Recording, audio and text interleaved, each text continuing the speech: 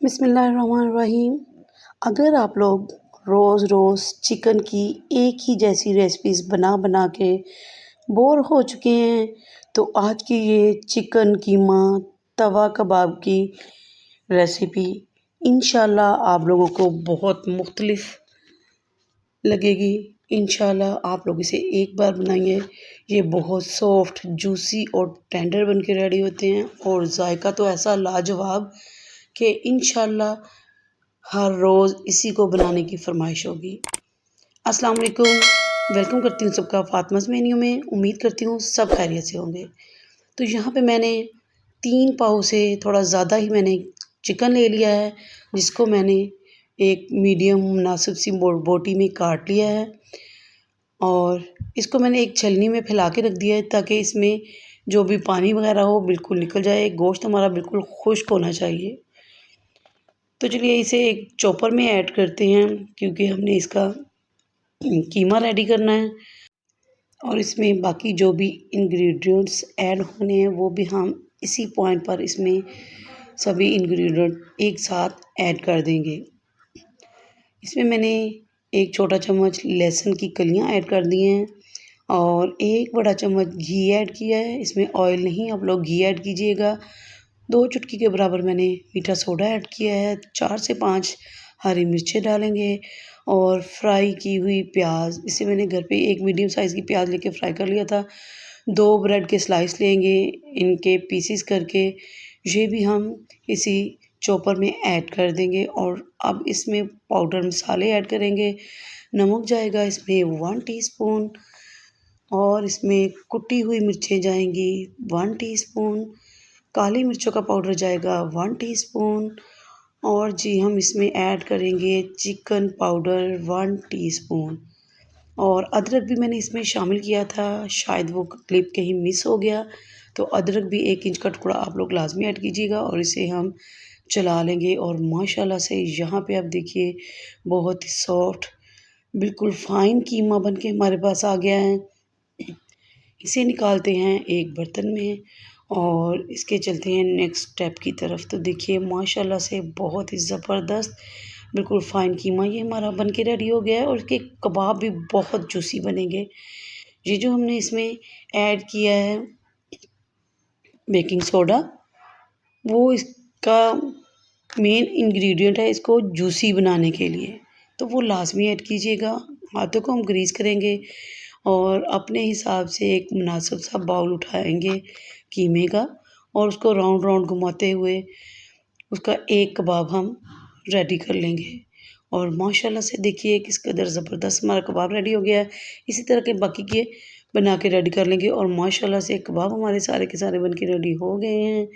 اب ہم چلتے ہیں اس کے کوکنگ پروسیس کی طرف۔ دیکھیے ماشاءاللہ کیا ہی زبردست لک ہے ان کی۔ اور یہاں پہ میں نے تقریباً 3 سے 4 ٹیبل اسپون آئل پہلے ہی گرم ہونے کے لیے رکھ دیا تھا۔ اب میں اس میں 1 بائی 1 کباب ایڈ کرتی جاؤں گی اور اسے ہم نے ٹوٹل دونوں طرف سے 5 سے 6 منٹ کا ٹائم دینا ہے۔ زیادہ اس کو ہم نے کوک نہیں کرنا ورنہ کباب ہمارے سخت ہو جائیں گے، وہ سافٹ نہیں بنیں گے۔ تو اس چیز کا آپ نے بہت خیال رکھنا ہے، فلیم آپ کی زیادہ ہائی نہیں ہونی چاہیے، میڈیم فلیم پر اسے ہم نے کوک کرنا ہے اور بس ٹوٹل 5 منٹ کا ٹائم دیں گے دونوں طرف سے۔ اور ماشاءاللہ سے یہاں پہ کباب ہمارے بن کے بہت ہی اچھے سے ریڈی ہو گئے ہیں۔ اب میں انہیں نکال لوں گی اور اسی طرح سے ہم دوسرا بیچ بھی ریڈی کر لیں گے اور ماشاءاللہ سے دوسرا بیچ بھی ہم نے یہاں پہ ڈال دیا ہے۔ اور جب تک یہ ریڈی ہو رہا ہے ہم گریوی کی تیاری کرتے ہیں۔ 1 کپ میں نے پانی لیا ہے، اس میں پیاز ایڈ کر کے اسے بوائل کر لیں گے اور اس کی پیسٹ ریڈی کر لیں گے۔ 1/3 کپ آئل ایک کڑھائی میں ایڈ کریں گے۔ جب یہ گرم ہو جائے تو پیاز کی پیسٹ جو بھی ہم نے بوائل کیا ہے پیاز، یہ وہی والا پیاز ہے، اس کی پیسٹ ایڈ کریں گے اور اس کو 3 سے 4 منٹ تک کوک کریں گے۔ اور اس کے بعد میں اس میں ایڈ کر دوں گی ٹمیٹو پیسٹ۔ 4 اچھے خوبصورت لال والے میں نے ٹماٹر لیے، ان کو بغیر پانی کے میں نے بلینڈ کر لیا اور اس کی میں نے پیسٹ ریڈی کر لی۔ اب اس میں ثابت مسالے جائیں گے، 10 سے 12 دانے کالی مرچ کے، 2 دال چینی کی اسٹکس ایڈ کریں گے اور 4 سے 5 اس میں لونگ ایڈ کروں گی اور اس میں جائے گی 1 بڑی الائچی، اور ان کو اتنا کوک کریں گے کہ ٹماٹر کا پانی تھوڑا خشک ہو جائے۔ اب اس میں پاؤڈر مسالے جائیں گے، نمک ایڈ کریں گے اس میں، اور اس میں 1 ٹی اسپون بھر کے ایڈ کروں گی دھنیا پاؤڈر، ½ ٹی اسپون لال مرچ کا پاؤڈر جائے گا، اور ½ ٹی اسپون ہی اس میں کشمیری مرچوں کا پاؤڈر جائے گا، اور 1/4 ٹی اسپون اس میں ہلدی پاؤڈر ایڈ کریں گے۔ اسپائسیز اس پوائنٹ پہ ہم نے بس اتنے ہی ایڈ کرنے ہیں، ان کی اچھی سی بنائی کریں گے، اور 1 چمچ میں نے اس میں زیرے کا بھی ایڈ کر دیا، اور کباب یہاں پہ ہمارے ماشاءاللہ سے بہت ہی زبردست بن کے ریڈی ہو چکے ہیں۔ آپ یہاں پہ دیکھیے کس قدر سافٹ اور جوسی کباب ہمارے بن کے ریڈی ہوئے ہیں، اور ماشاءاللہ سے اس پوائنٹ پر اگر آپ چاہیں تو اسے دہی کی چٹنی کے ساتھ، کیچپ اور مائونیز کے ساتھ اسی طرح بھی سرو کر سکتے ہیں، لیکن ہم نے اس کی ہانڈی بنانی ہے تو مسالہ ہمارا یہاں پہ ریڈی ہو چکا ہے۔ سارے کے سارے کبابز میں اس میں ایڈ کر دوں گی، جس طرح سے مرضی بے فکر ہو کے چمچ چلائیں، یہ کباب انشاءاللہ نہیں ٹوٹیں گے۔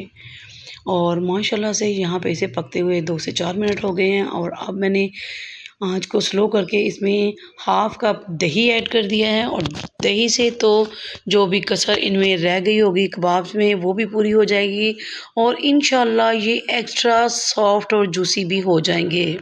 اور انہیں کور کر کے میں پکاؤں گی 10 منٹ کے لیے، اور 10 منٹ کے بعد ماشاءاللہ سے دیکھیے آئل سیپریٹ ہونا سٹارٹ ہو گیا ہے، اور گریوی ہماری کافی حد تک گاڑھی ہو چکی ہے۔ اس میں فریش دھنیا ایڈ کریں گے، اور 4 سے 5 مرچیں ایڈ کر دوں گی، اور مزید اسے لو فلیم پر 5 منٹ کے لیے کور کر کے پکائیں گے۔ اور ماشاءاللہ سے 5 منٹ کے بعد میں نے چولہا بند کر دیا تھا، اور چولہا بند کیے بھی مجھے 5 منٹ ہو چکے ہیں، اور یہاں پہ آپ کڑھائی کی لک چیک کریں کہ کیا ہی زبردست ہمارے کباب بن کے ریڈی ہو گئے ہیں۔ چلیے انہیں ڈش آؤٹ کرتے ہیں۔ بسم اللہ الرحمن الرحیم۔ اس کو ہم بالکل اسی طرح سے ڈش آؤٹ کر دیں گے، اور آپ لوگ ماشاءاللہ سے لک چیک کیجئے، دیکھتے ہی منہ میں پانی آ جائے گا انشاءاللہ۔ یہ بہت ڈیفرنٹ ریسیپی ہے، اور آپ لوگ اس ریسیپی کو لازمی سے ٹرائی کیجئے گا۔ یہ رہی ہمارے کبابز کی فائنل لک۔ لاجواب تو اتنے ہیں کہ کھاتے ہوئے آپ لوگوں کا ہاتھ نہیں رکے گا، کھانے بیٹھیں گے تو کھاتے ہی جائیں گے۔ اس پوائنٹ پر اس پہ ½ لیمن سکویز کریں، جو اس کے ٹیسٹ کو اور دوبالا کر دے گا انشاءاللہ، اور باقی کا ½ لیمن میں اس پہ خوبصورتی کے لیے رکھ رہی ہوں۔ اور ماشاءاللہ سے آپ لوگ اس ریسیپی کو جلدی سے لائک کر دیجئے۔ اگر ریسیپی پسند آئی ہے تو چینل کو سبسکرائب بھی لازمی کر لیجئے۔ مجھے آپ لوگوں کی سپورٹ کی بہت ضرورت ہے، پلیز میری سپورٹ کیجئے، چینل کو سبسکرائب اور لائک ضرور کیجئے، اور ایک پیارا سا کومنٹ کر دیا کریں۔ یہی آپ لوگوں کی سپورٹ ہے کہ آپ لوگ پورا ویڈیو کو دیکھیں اور مجھے کومنٹس کر دیا کریں۔ اسی کے ساتھ اپنی بہن کو اجازت دیجیے، دعاؤں میں یاد رکھیے گا۔ اللہ حافظ۔